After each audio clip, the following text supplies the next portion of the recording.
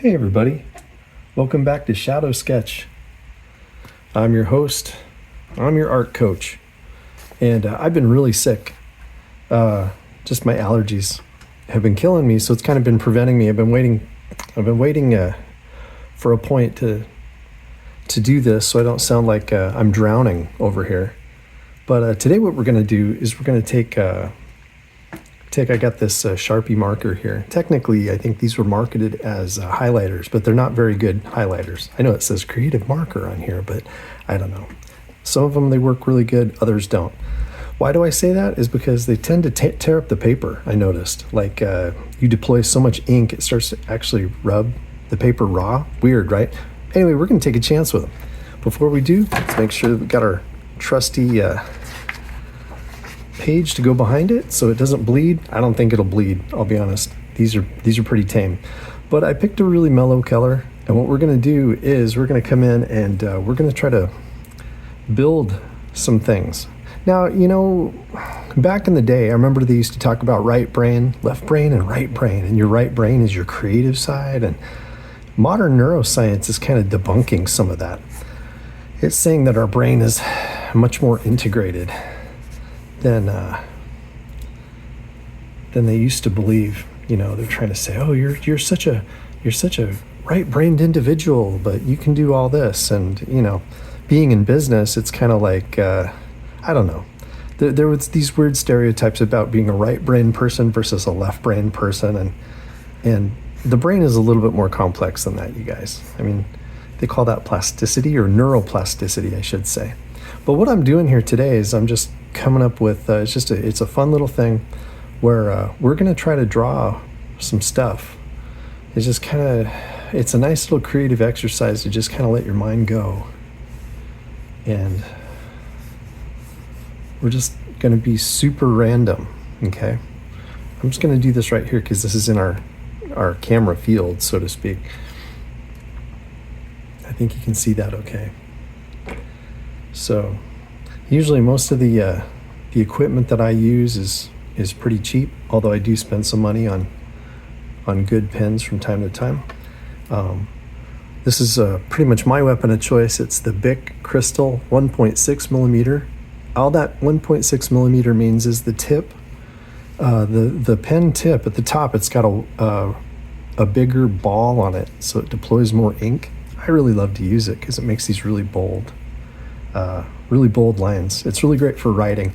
That's what this is back here. It's like little squishy things when I'm actually writing things. It looks really good.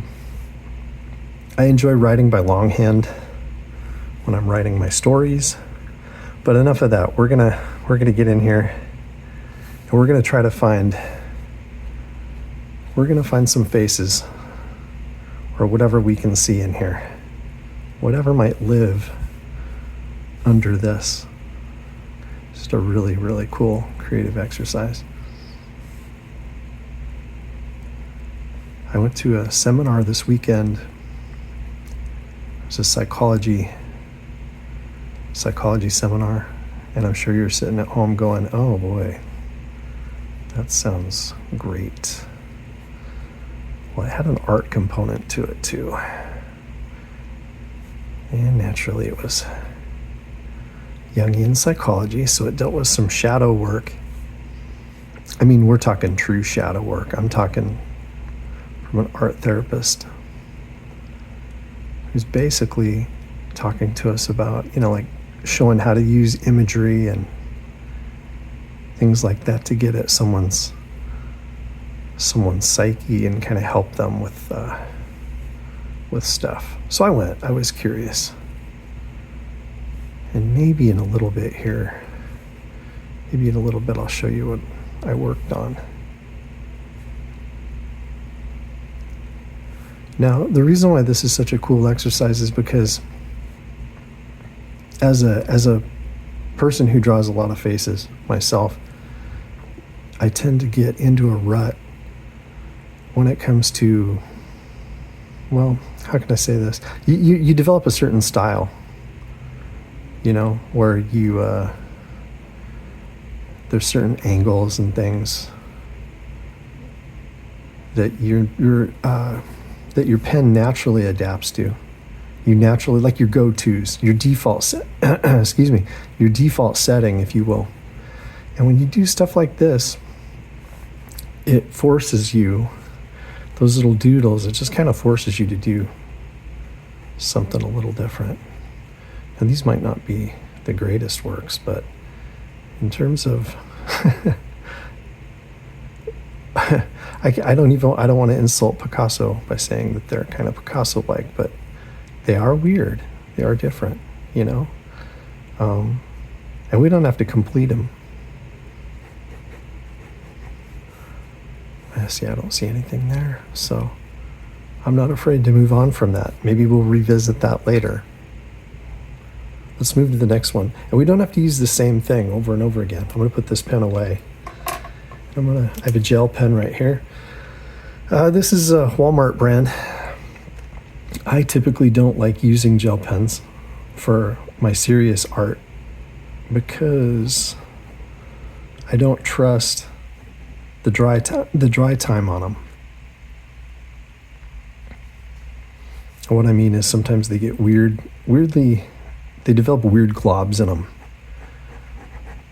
And if you're not ready for it, it can kind of mess with you. Okay. Boy, this one's looking different already. It's very natural for our brains to find faces and things.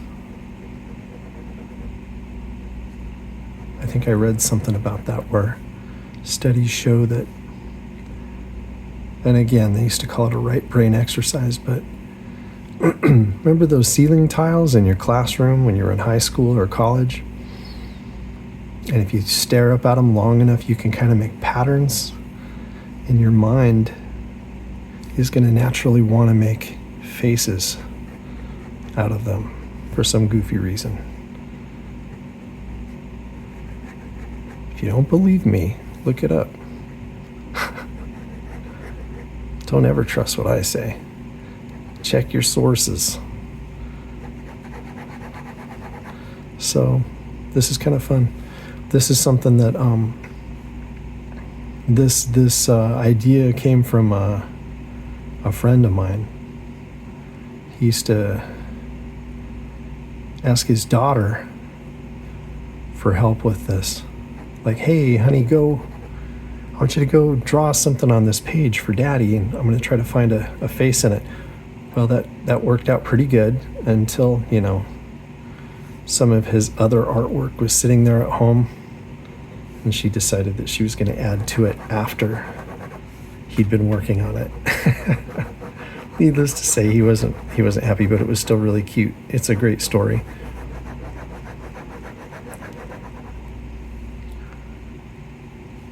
So again, another weird angsty face. Brought to you by the number 7. Fantastic.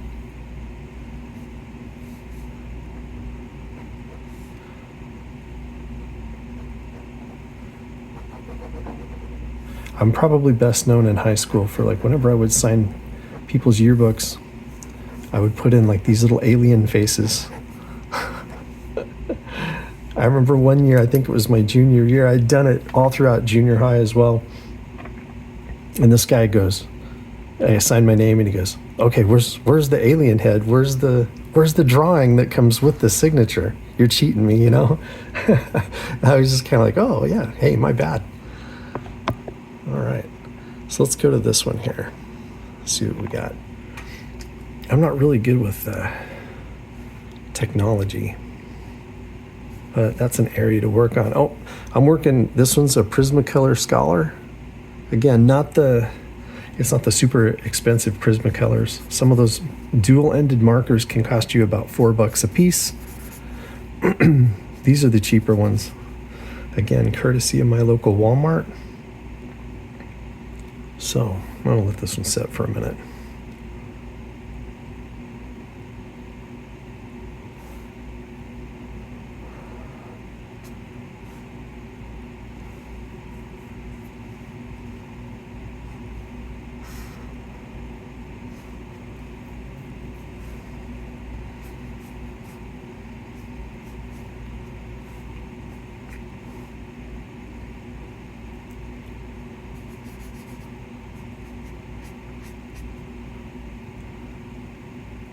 I'm resisting the urge to,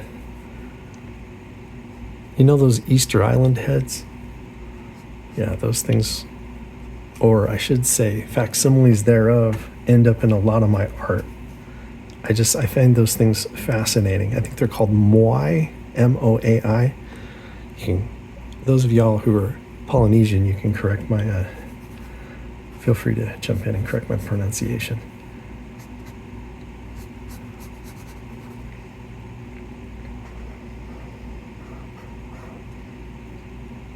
He's got a Ziggy Stardust thing going on.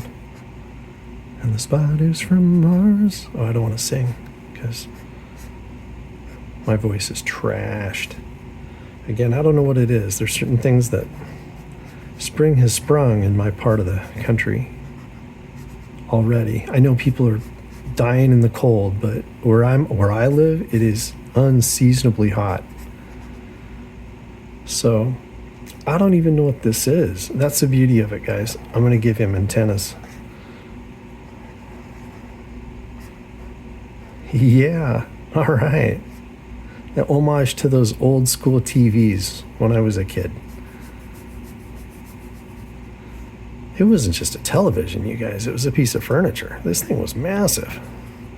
These things from the 70s. And, you didn't have a remote control. You had to get up and turn the channel yourself. Get your cardio.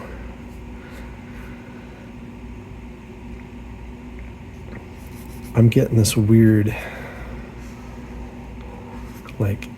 profile action here.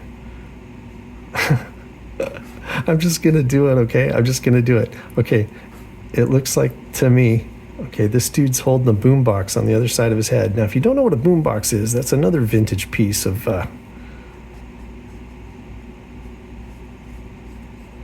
80s tech. It was like a tape deck with these huge speakers, and you'd carry it around. I know. You guys missed out. That was a lot of fun. So he's holding that on his shoulder over there. Because he's cool. Is that a shoulder? I don't know. We're having fun with this, right? Right.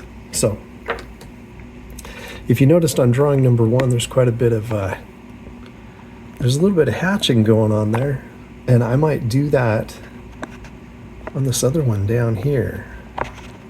And get my camera angle figured out. Whoops, there we go. I apologize for the discontinuity there. That word discontinuity, that's a shout out to one of my favorite sci-fi authors. His name is Larry Niven.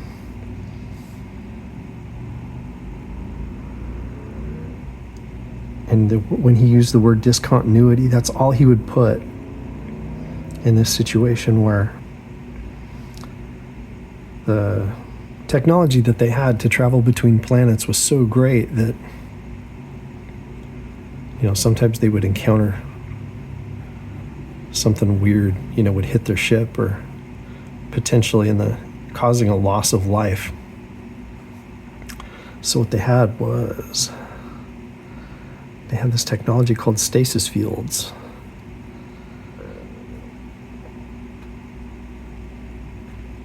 And if there was something potentially a life-ending event in the spacecraft, the stasis field would activate. And he would indicate this in his writings as discontinuity.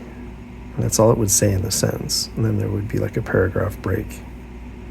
Because it's indicating that these guys are going about their business and something bad has happened. Then the onboard computer would basically turn the stasis field off once things were stabilized. I don't know where this is going, people. But I'm just going to go with it, okay? Just travel with me here. Let's see what happens. I don't want to keep drawing the same things over and over again. So I'll get a little crazy. That's the fun thing about this, is you just never know. Never know where it's going to go. And just loosen up too, because this isn't like award-winning art.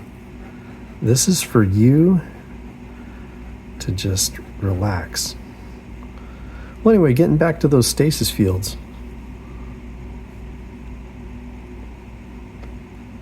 It was in Larry Niven's book called Ringworld. And if Ringworld sounds familiar, I want to credit Mr. Niven with Ringworld way before the Halo video games came along. Because Larry Niven was the original inventor of the Halo. And in the video game, the Halos were much smaller. They were more like a ship. But in Larry Niven's Ringworld, these things were massive. A Ringworld would orbit. It was like, picture a ring around a sun, but at far enough distance to where it could spin, anyway. But the thing about it that was fascinating was the amount of continental mass on a ring world. Like, you could travel your whole life.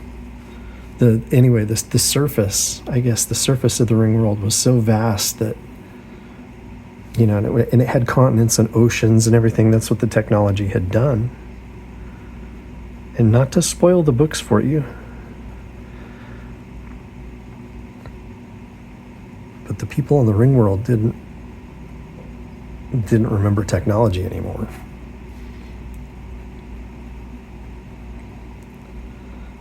Their forebears had built them, and they just inhabited them. And there was plenty of space to go around, except for the rim of the ring. That was measurable. But when it came to east and west, you could go really far. Now, I don't know what I have going on here. This guy kind of looks like a weird turtle guy.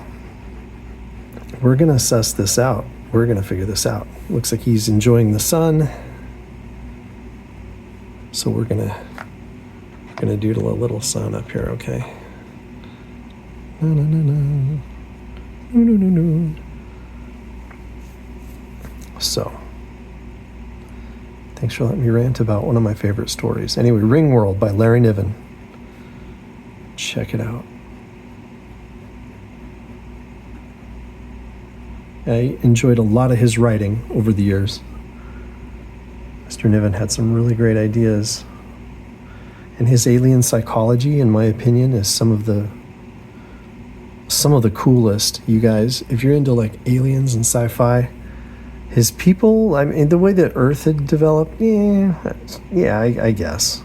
It was okay. I mean, it was cool. Part of his Known Space series, but I really enjoyed reading about the aliens because, man, yeah, I don't even want to blow it for you, but it's pretty cool. Okay, cool. So we got this turtle guy. He looks like he's just chilling. We'll give him a nostril right there. I don't know where, I think that's his mouth, right? That's his jutting chin. His manly, let's give him, there you go.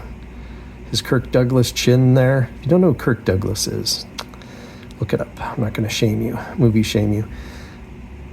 He's the father of Michael Douglas. And they were both actors, of course. Think Spartacus. That's an old movie from the 50s.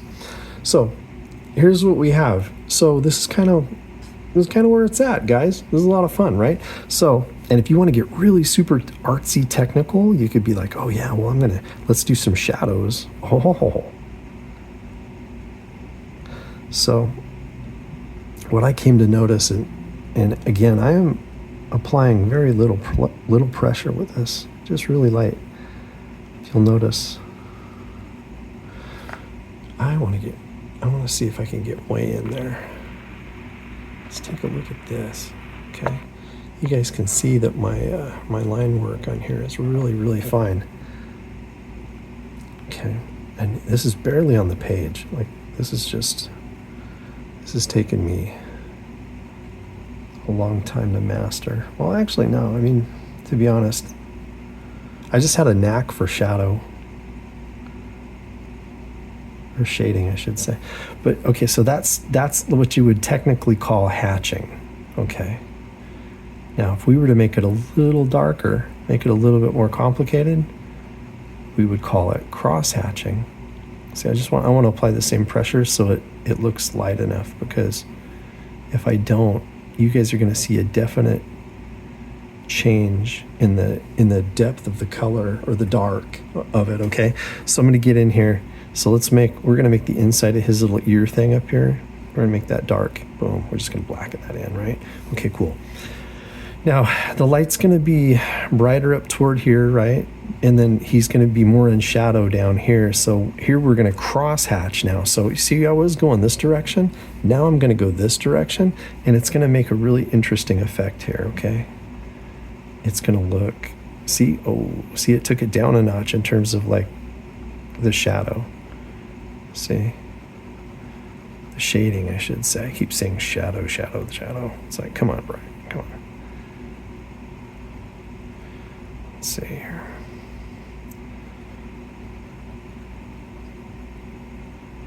So yeah, so you can see it. Now that's a definite line. So if we want to go back the other direction and just kind of try to feather this out a little bit, you're going to make it even darker. If you'll notice, I'm going a whole different direction. I was going straight this way, and now I'm going like this.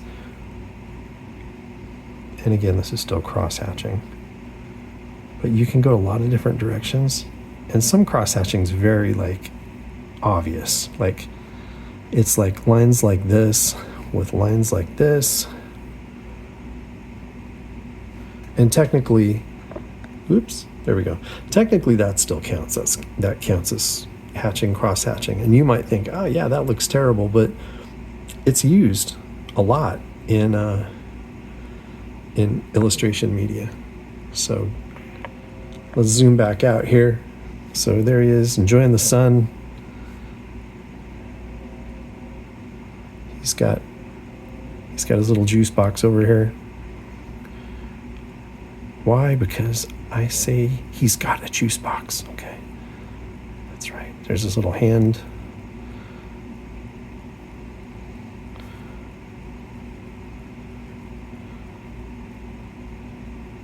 All right. Cool. Very nice. Okay, moving right along. So there's still a bunch of these left. There's a lot more space. And the cool thing is, like when you do art, you guys are not confined to doing one drawing per page. Okay, let me show you an example. Again, I'm a cat lover. So, my cat page here, I was just goofing around. I started doing this like robot cat thing, and I thought, you know what? I kind of got bored with it because, again, I'm not really into like angles and machinery. It's just not my thing. I'm an organic type person, organic type artist. Like I like plants and, animals and living creatures, I guess. I'm really kind of terrible at robots, but I could get better at that. And then I got my little cat down here in a zoot suit. He's pretty cool, and then I got, that pen's gone. Forget it. I got this little guy right here. You might be wondering how these highlights, I accomplished these highlights. And I'll tell you a secret. That's why I'm into mixed media, because I'll show you this sometime, okay? Is that I came in here and I did, I laid down a lot of marker at first, okay? Which you can tell. But then if you come back with a really nice colored pencil, you can basically like make that a lighter color. Now I use several different colors of blue on here, and the marker first. Then I came back with a blue colored pencil and a white colored pencil. And that's how I made the highlight.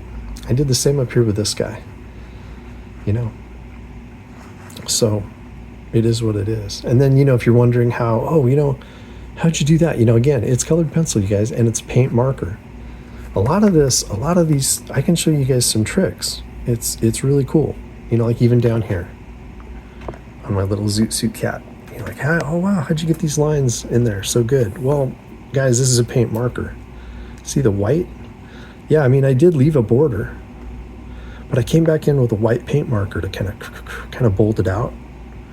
You guys can do the same thing. Things I show you here. Oh yeah, the tricks of the trade. And again, it's not, it's more for fun than anything. Well, I think I'll leave you with that. Got a few other things here. Anyway, getting back to our weird page. If you guys found this rewarding, like and subscribe. Give me a like. Again, you can come back here and you can do whatever you want. Now that, this weird wannabe Ziggy Stardust guy look what's happening. Oh man. Uh-oh. Oh, it's smearing. What a bummer. I don't know if you guys can see that. I don't think I can even see it. But up here, it's kind of, see how the water-based, because I think those Prismacolors are water-based. Those ones, the Scholar ones, they're not like the alcohol-based ones. But see whatever is in this Sharpie, see how it's activating that and it's pulling it out. You guys there's a whole lot of weird little techniques you can use. And again, it's probably bleeding through the page. No, not too bad. Not too bad. Anyway. All right.